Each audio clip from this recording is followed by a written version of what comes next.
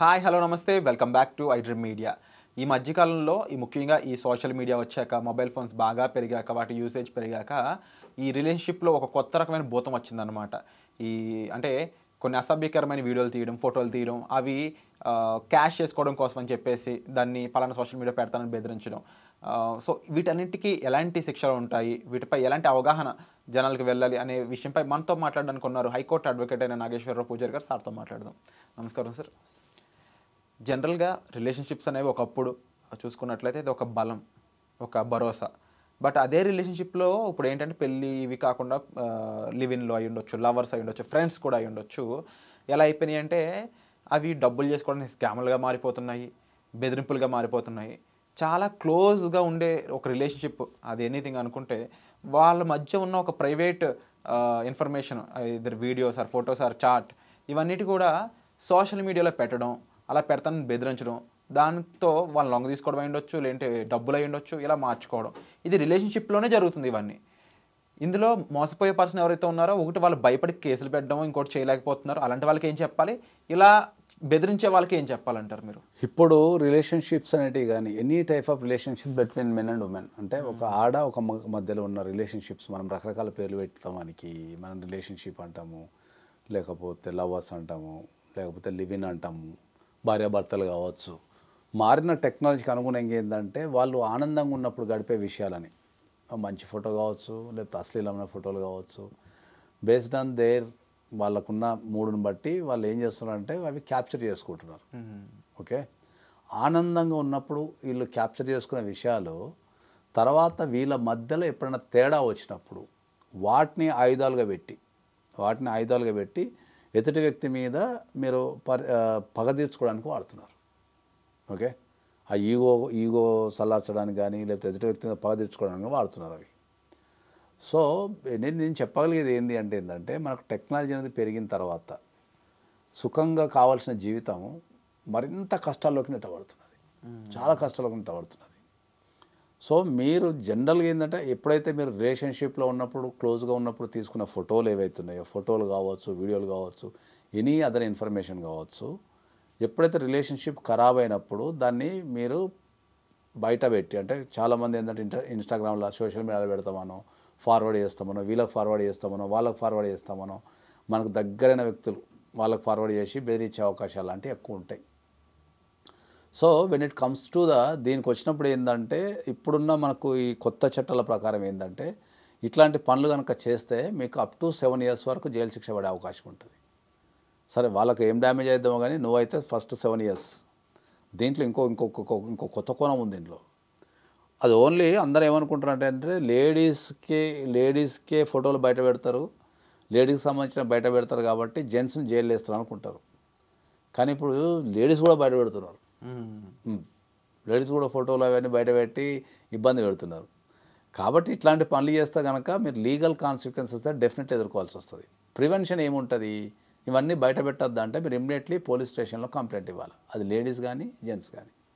మీరు ఏదైనా రిలేషన్షిప్లో ఉండి మిమ్మల్ని ఎదుటి వ్యక్తి బెదిరిస్తున్నప్పుడు, మీరు ఏ రిలేషన్షిప్లో ఉన్నా సరే ఎదుటి వ్యక్తి బెదిరిస్తున్నప్పుడు మీకు ప్రివెన్షన్ ఏముంటుంది అంటే ఏంటంటే మీరు ఇమ్మీడియట్లీ మీరు దగ్గరలో ఉన్న పోలీస్ స్టేషన్కి వెళ్ళి మీరు కంప్లైంట్ కనుక ఇస్తే వాళ్ళు పిలిచి కౌన్సిలింగ్ ఇచ్చి ఆ ఫోటోలన్నీ డిలీట్ చేయించి వాళ్ళతో లెటర్ రాపించుకునే అవకాశం ఉంటుంది. దానికి ఉన్న స్థాయిని బట్టి, అంటే అక్కడున్న పరిస్థితిని బట్టి. సీరియస్నెస్ ఉందనుకో వాళ్ళు ఎఫ్ఐఆర్ బుక్ చేసి వాళ్ళు ఫోన్ సీజ్ చేసేసి వాళ్ళు జైలుకి పంపించే అవకాశం కూడా ఉంటుంది.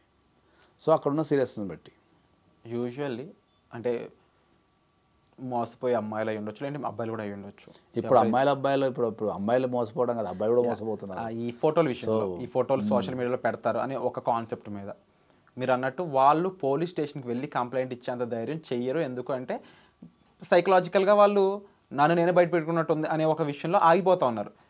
కొన్ని సినిమాలు కూడా ఈ మధ్యకాలంలో మనం చూస్తూ ఉన్నాం, కోర్టులో అడుగుతారనమాట, మరి ఎందుకు చేస్తామని అన్నట్టు.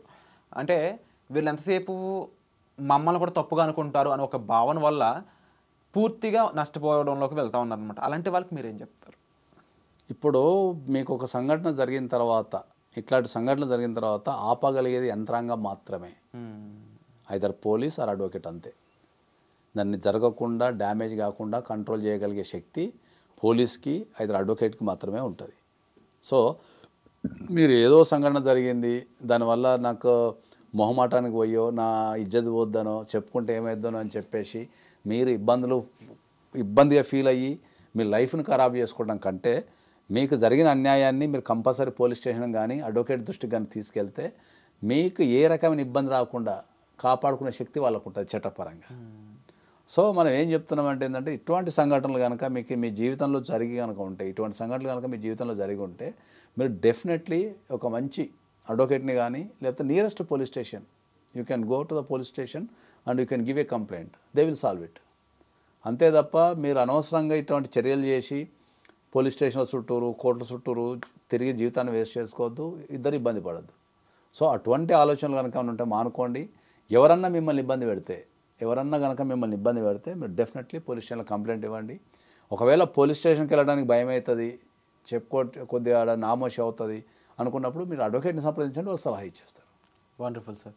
సో విన్నారు కదండి, ముఖ్యంగా ఇక్కడ ఎలాంటి సిచ్యువేషన్స్ సెన్సిటిబుల్ సిచ్యువేషన్స్ అని చెప్పవచ్చు. అయితే మీరు ఎలాంటి సిచ్యువేషన్లో ఉంటే మిమ్మల్ని బ్లాక్మెయిల్ చేసే పర్సన్ మీరు ఇచ్చే ఒకే ఒక్క బిగ్ స్లాప్ ఏంటి అంటే మీరు డైరెక్ట్గా పోలీస్ స్టేషన్ కానీ లాయర్ని కానీ కన్సల్ట్ అయ్యి వాళ్ళకి ఈ ఇష్యూ చెప్పినట్లయితే వాళ్ళు మిమ్మల్ని తప్పుగా చూడడం కాదండి, ముఖ్యంగా మీకు జరుగుతున్న ఈ సిచ్యువేషన్ని ప్రశ్నించే హక్కులు మీకు ఇస్తారు, దీని నుంచి బయటపడే ఒక ప్రశాంతతను మీకు ఇస్తారని చెప్పవచ్చు. అటువంటి హక్కులు మీకున్నాయి. అలాగే సొసైటీ అయినా ప్రభుత్వం అయినా లేకపోతే లా అయినా మీ వెనకాల నిలబడడానికి మీకు ధైర్యంగా ఉండడానికి కోసమే ఉన్నాయి. కాబట్టి దీన్ని ఒక పాజిటివ్ దృక్పథంతో చూసి ఆ సిచ్యువేషన్ ఫేస్ చేసి ఒక కెపాసిటీ మీరు తెచ్చుకోండి తప్ప రాంగ్ విషయాల్లోకి అయితే వెళ్ళొద్దు. చాలామంది సార్ ఇలా భయపడి ఆత్మహత్యలు చేసుకునే వాళ్ళ సంఖ్య కూడా పెరిగిపోతుందని చెప్పేసి కొన్ని అనాలిసిస్ చెప్తా ఉన్నాయన్నమాట.